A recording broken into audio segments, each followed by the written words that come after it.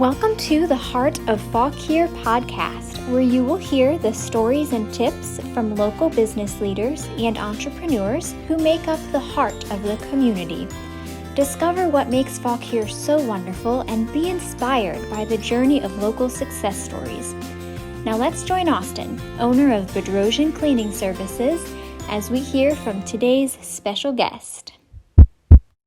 All right, so welcome to the newest episode of the Heart of Fauquier. Today I am here with Bob Leftwich, and we're going to get to hear a bunch of his story about the shop he owns here in Old Town Warrenton, and I'm really excited about this time we have. Awesome. So just to get things kicked off, Bob owns the Bike Stop here downtown. Just tell me a little bit about your shop to get started. Okay, cool. Well, I opened up in 1984 in Culpeper, and I had opened up a shop here in Warrenton. I guess it was probably around 2000, somewhere around there. Anyway, I moved everything from the old shop to this shop, and we ended up here in Old Town. It's been a super cool environment. I love being here. There's a lot of really nice people in this area. Great places to go ride. You know, and we're a full-service shop, and we've just been fortunate through this pandemic that we're actually still going. Yeah, definitely. Yeah, it's been tough when it first hit. You know, we thought we were gone just like everybody else did. It was kind of a sad week, but then all of a sudden, man, people couldn't get out. You know, the gyms are closed. People are stay at home, and then just the cycling industry and everywhere just exploded. Yeah, it did. That's not a bad thing. Yeah, definitely for you guys. That's right, awesome. Right. Do you have any ideas as to why it might have exploded like it did? I mean, just because everyone's pent up. I had people that were just running in and grabbing bikes off the wall, like, oh, I just need a bike, you know? Yeah. The gym's closed, and, you know, I didn't have time to even show them what they even were getting. They just grabbed the bike and a helmet and rang it up and out the door. Yeah, they just want something. Wow. Never thought I'd see that. And I had this one lady, she called me up, and she's like, you got bicycles? I said, yes. She says, well, I got 3 men, and I need to get them out of my house. I'm going to send them all up. So she sent her husband and 2 boys up to get bikes. Yeah. But aside from that, it's, you know, you still have a lot of people that are doing the fitness, and it's just a great way, especially with the explosion of e-bikes. Now it's a level playing field for pretty much everybody. Right. I think e-bikes is it's definitely going to be, you know, a better half of what the bike industry is in the coming years. You're going to see more and more e-bikes, because it's like you have people that just don't ride or can't get up the hill. Now that they can add a little bit of boost to their ride and flatten out some of those hills. Okay. So I'm a little ignorant. An e-bike, does that mean it's like electrical powered with help, or what is it exactly? It's an e-bike has it's power assist, electric assist, so it has a battery and a motor. Some of them are rear wheel motors, some of them are mid crank motors. Okay. And you can leave the motor off. It's still a bicycle. It still has gears on it. You still ride it. It has brakes, just like a bike. It still is a bike. The advantage of it is, you know, you come up like a hill like Blackwell out here, up towards the courthouse. It's a really steep hill. Not very many people can make it, so you can add a little boost to it. And I had some people come out, oh, that's cheating, da da da. It's not cheating. What it is, you can go further, faster, and longer. Yeah. So they did a study on the amount of calories burned, and there's actually more calories burned, at least, or if not more, on an e-bike than there is on a regular bike. Really? Because you're on it, you're going that much faster, you're pushing yourself because you can do it. Yeah. You can modify the motor down because it has settings. So you have like eco mode, you know, sport, tour, turbo. You can put on whatever mode you want based on how much battery life you want to burn, how far you got to go. Right. And then you can add the gearing. So if you're a commuter, you can put it on, say, eco mode. So the thing's on and you're just riding it. You might feel a little bit of something, you know, when you start cranking into it. You kind of feel a little bit of help. But then when you get to this massive hill, you're like, bam, bam, bam. Wow. You use the battery to get up the steep stuff. That's hard. Yeah, that's cool. I mean, it just keeps you riding more. How long have those been around? Are they pretty new? I'd say they've been out for probably, 5 to 8 years old. Okay. But they've really, really taken off here in the United States the last 2 years. Okay. Yeah. And you guys keep those in stock, or you order them in? Or? Oh, yeah, we got them. Okay. Yeah. People can come in and try them out. That's awesome. Absolutely. It's like they sell themselves. As soon as somebody gets on one, And they experience the first thing they do when I put them out the door and they hit that first pedal, they're like, oh my God. Yeah. You know, they come back and had a lady, she was from Arlington just passing through, and she had her daughter with her. She's like, you got e-bikes. A lot of the shops up there just sold out. I said, yeah. She said, can I try one? I said, sure. You know, she took it. I kind of gave her directions where the greenway was, how to get over that way. Yeah. And, she came back and she's like, I never thought at 61, an out of shape lady like me could make it up a hill like that. Right. She was just an experience she had never had before. Yeah. So yeah, e-bikes are, and they have them for off-road, you know, mountain bike trails, stuff like that. Full suspension, commuter, they're on everything. That's pretty cool. Mm-hmm. Well, I learned something new for sure. That's pretty cool. Yeah. So you said you started in Culpeper in '84, is that right? Mm-hmm. Okay. What was it that really made you want to start a business? What gave you that entrepreneur spirit? I grew up, our family had a couple of businesses there when I was young, and I worked in them. I graduated high school in '84. I was like, well, you know, college, maybe not. So I had an opportunity because we had a property there. I was like, there's no bicycle shop or anything to do with anything like this for miles at that time. Yeah. I mean, you had to go a good distance, a good hour's drive, if not better, to get to a bike shop at that time. You know, and I just dug into it. You know, I was 18 years old. I was like, hey man, I'll try it for a while. You know, I got time. And it just kind of grew and grew and grew, and I built a great relationship with customers down there. I had a lot of customers from Fauquier coming down to my store, encouraging me to come up here and open. They had 2 or 3 other bike shops in the time I was there that came here and actually didn't make it. Oh, wow. So then I kind of just waited my time out, and I felt the time was right. So I opened a second location here, had one there and one here. And then I got a job with IRONMAN working as one of their mechanics. So I was like, well, that's kind of cool. I'm gonna travel all these places. I went to Brazil, went to Canada, Wow. went to the World Championships, went to Kona 3 times.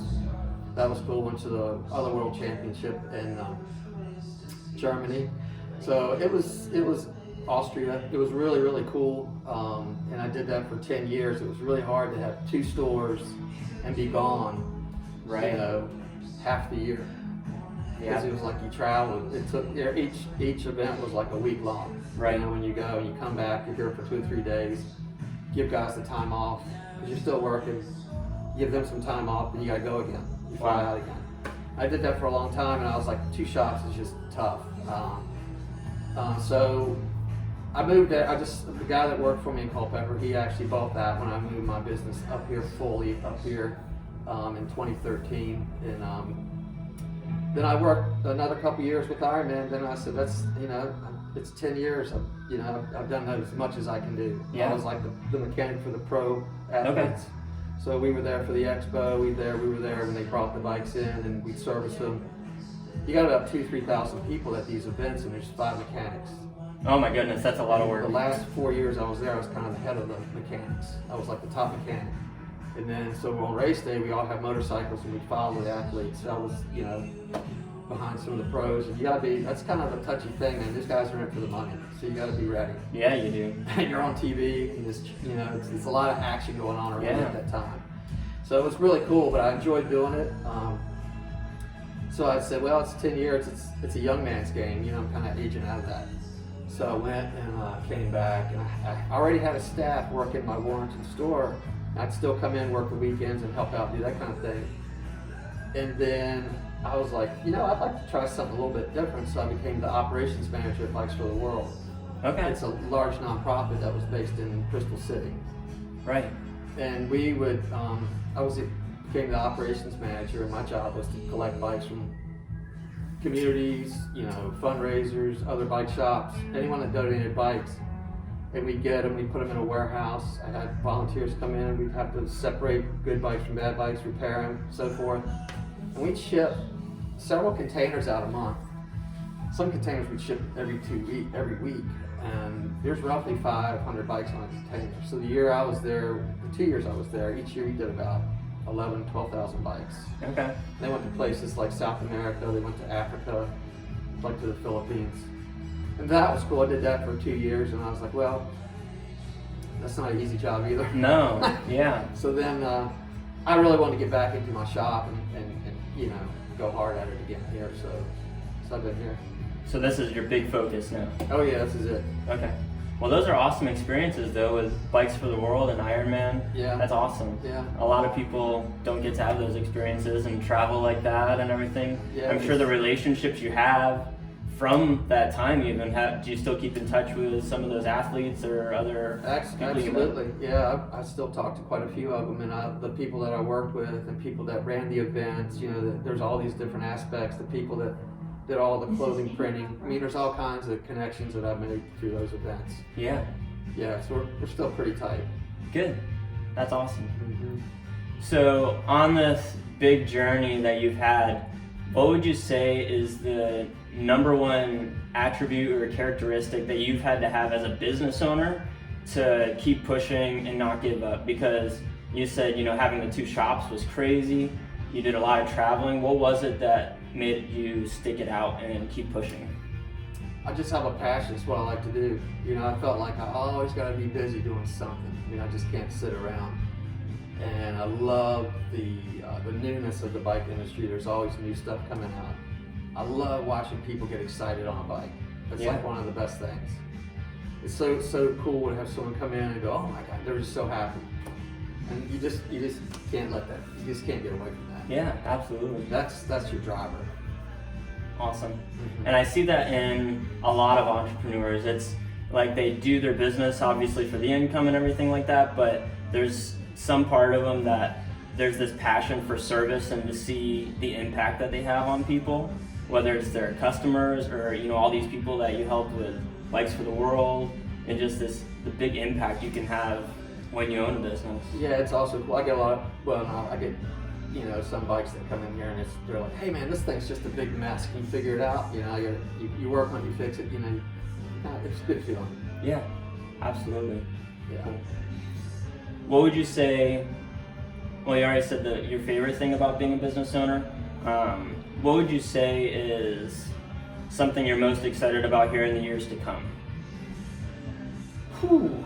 Do you have any big goals or anything that's brewing right now, or are you just still? I got stuff in my head, that I'm thinking about, different things, but it's pretty much, man, I don't get too far ahead, caught up in what's going to happen the next year or so down the road. I just focus on what happens each day, and I can make that day that much better. Right. Like I focus just on that week, that day. But there are probably other opportunities for me down the road. Yeah. And I wonder if with everything that's happened with COVID and all this, all these bikes being sold, if there's going to be a spike in interest that keeps lasting, even the years to come, if people are just going to capture that love for cycling, hopefully. Yeah, I mean, it's, the bicycle is a simple solution for a huge problem. And it just makes things, you get on a bike, you kind of forget about the world around you at some point. So I think in the industry, they feel that the surge like this is going to go on for at least another 2 years. Really? So, and then because of it's becoming a lifestyle change, even if some people get out of riding bikes like they are now, it'll still always have a lot more people into cycling than were prior. Right. It'll hang on. It'll have some stick. Right. I noticed even in DC they've actually added a lot more bike lanes in since COVID. Well, that's good too. There's a lot less traffic, so everybody's telecommuting. And a lot of folks just aren't going to want to ride. You're not going to want to ride public transportation. No. Yeah. So that's going to take a while to come back. I mean, it'll probably come back, but it's going to be gradual. They figured out, especially with an e-bike. Mm-hmm. So yeah, my wife, she rides in 10 miles each. When she has to go into DC to work, she'll ride in on her e-bike, and she gets a 20-mile ride in each day. Oh wow. Then she doesn't have to pay for parking. Yeah. That's awesome. Yeah. Yeah. And she get there as quick as she wants. Yeah, absolutely. With the e-bike, that's so cool. Mm-hmm. Cool. What is your favorite place to bike or cycle in Virginia area? Where's your favorite place to go and ride? I would say, if I'm going to do road rides, it's in Fauquier. I'm used to Culpeper County and Fauquier County. Those are really good places to ride. You'll find a lot of folks come out of the city to ride out this way. Okay. My passion is more in mountain biking. When I first opened up in the 80s, there wasn't any place to ride a mountain bike. I mean, it was a very new thing.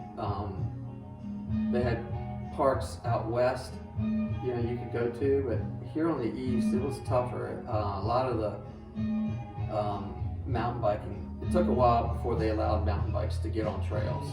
And then you still can't do it in the Shenandoah National Forest. You still can't ride them on there, but a lot of the state parks you can now. Like, I love to go to Andy Guess. That's Shenandoah River Park. That's in Front Royal. That's a good one. There's a really nice private park over here in Rixieville. It's called Cambo. Okay. We helped found that about 25 years ago. And it's a Culpeper Area Mountain Bike Organization. It was a family, they were customers. They came in the shop. They got about 350 acres, and they started putting mountain bike trails in the back of the property. Yeah. And because the field properties, they rented out to a farmer. And he leased the land for like 30 years, and he retired. So then they were looking for another farmer. They came to us like, hey, we're putting mountain bike trails out in the woods. You want to come ride? So we would go up there and we'd ride, and we were like, how much was the farmer leasing this property from you? And it was just basically like $2,500. It was basically property tax. He paid the property tax. He kept the land agriculture, so their taxes were what they were. So we're like, dang man, we could probably come up with 100 people or whatever, $25 a head maybe. Yeah. And it worked out that way. Wow. We had to buy insurance and some other things, and we had an attorney over there and an accountant volunteer their time to set us up as a nonprofit. So I'd say, I believe Cambo's going, it's at least, I'm pretty sure it's 25 years old. Wow. But it's got a lot of trails. The memberships, it carries usually 200 to 300 members a year. So, and it's just over there they have organized rides. I mean, with the COVID thing, they still do it, but it's like, you're distant. Right. And of course you're outside riding, and you're not that close. Yeah, you're not in a confined space and everything. Yeah. So they have a beginner's ride, a ladies' ride, all that kind of stuff out there. So people can come here and sign up and get a membership. I think it's $30 now. That's what the charge is. So, okay. And or you can go on their website. Of course, our website, we put links on there for all the road riding that we do. All the maps are on there, and all the mountain bike parks. Okay. So there's quite a bit in this area for people to do with bicycles, whether it's on the road or, mountain biking and trails and everything. So absolutely, yeah. I mean, the organized rides, they're not having any of those, like the Great Pumpkin Ride, which, that ride was called the Fauquier Fall Foliage Ride when it first started. And they organized it. I can't remember. That one's probably 25 years old as well. It's a pretty old ride. And they had me come down after this. They did 2 rides, and in the 3rd year they had me come and get involved. And I got on the board. They only were having like maybe 15 people the first year showed up, maybe 35 or 40 the second year. And I was like, man, this thing's in October. Why don't we change it? Call it like the Great Pumpkin Ride. Yeah. I was thinking of the Charlie Brown thing. And now it's like, it caps out. Like, it's 1,300 people. Oh my God. It sells out every year, and people show up in costumes. Wow. So I thought that was pretty cool. Yeah, that's a lot of fun. Yeah. But those kind of rides, and then in Culpeper we have the Culpeper Cycling Century. That was the only organized ride that I heard that actually went on this year. They went ahead and did it. They capped out at 500. They filled it out. Even this year? This year, okay. Yeah. I don't know how, I didn't go to that ride this year, but I'm not sure how they work with the distancing with that one, but I'm sure they had something there. Yeah, for sure. Well, that's awesome. Yeah, I mean, there's definitely, like we said, the impact that you've had on the community. Obviously, with this trail you said in Rixieville, and just everything you've done in this community, and then, far away with the IRONMAN and everything. That's awesome what you've been able to do. I do have a couple final questions for you here. You've obviously been in this area your whole life. What, outside of the trails and everything, what are your favorite spots in Fauquier County, whether it's for a restaurant or entertainment or just to, hang out and enjoy the scenery? I'd say the breweries. You got a lot of cool breweries right here. Okay. I mean, you even got one right here on Main Street, a brand new one. So I like the breweries. You know, if I'm just going to be chilling out. Powers is a really cool one. It's out in the county. It's a destination. I had folks that, you know, on weekends they leave town, they ride to Powers, hang out there for a little while and ride back. Okay. This area, you talking about Fauquier County in particular? Yeah. Whitney State Park. Whitney State Park. Okay. That's like 4 miles from here. It's a little mountain bike park. Okay. Yeah, I haven't been there. I'll have to visit that. It's out off the Lees Ridge Road. It's small, but you can get out there and get a good solid hour trail riding on. Yeah, and just get the time away and to yourself. And everything. Yeah, man. I used to do that. Like before work or after work, I would just go there and ride an hour or two. Because you could actually ride from here to there. It's only like 4 or 5 miles from here. Okay. Especially if you had an e-bike. Yeah, definitely. That makes it easier. Yeah, if you had an e-bike, you put that joker in turbo, you'd be going 28 mile an hour to the trail. Oh gosh. Take the trail, put it on ETB mode, or you cut it off or whatever, and just run it. You know? Okay. That's so cool. Yeah, man. Yeah, absolutely. And then, I mean, everyone that I've met in this area has loved the area. A lot of people stay here their whole life. What would you say makes this area, Fauquier County specifically, so wonderful? Why do people love it here so much? Why do you love it here so much? I think Fauquier County, I think the town of Warrenton is the first real small town outside of DC. I think it is. I think it's the first one. I mean, you have a lot of like places as you come through, but it doesn't have like the downtown, old town community feel. It's not smaller because Fauquier County is huge. It's an enormous chunk of land. And, you know, out here, you know, also, you know, in the last couple of years, gravel riding has become huge. I grew up on a gravel road. Okay. I used to ride it all the time. I had no idea then that gravel would be a thing. Yeah. And it's super cool because they have gravel bikes, or what they call mixed surface. So you start on pavement, ride 15 or 20 miles, hit the gravel road, and just keep on getting it. It's a specific tire. It's a little bit different, but when you get on gravel, if there's a car coming, you're going to hear it a mile away. Right. Right? And the other thing, it's gravel because there's not much traffic. So you're not going to have that much traffic. And because it's gravel, it's typically going to be farms.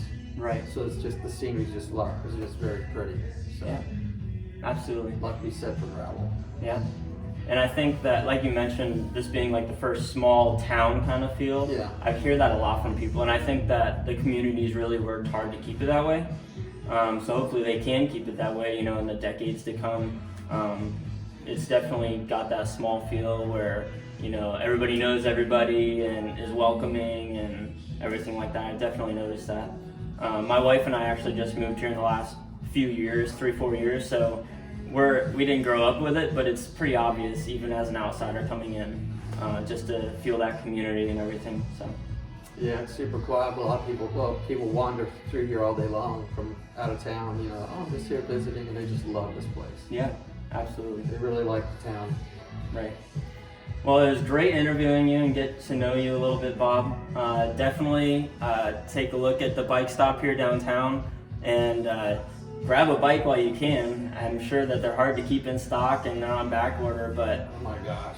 Yeah. It's like the bikes are so far back. Like we have a list. When this thing hit, I probably sell a couple hundred bikes a year. When this thing hit, man, I ordered like 500. I just rolled the dice because it's like, you don't know. Yeah. And you can always cancel if things change.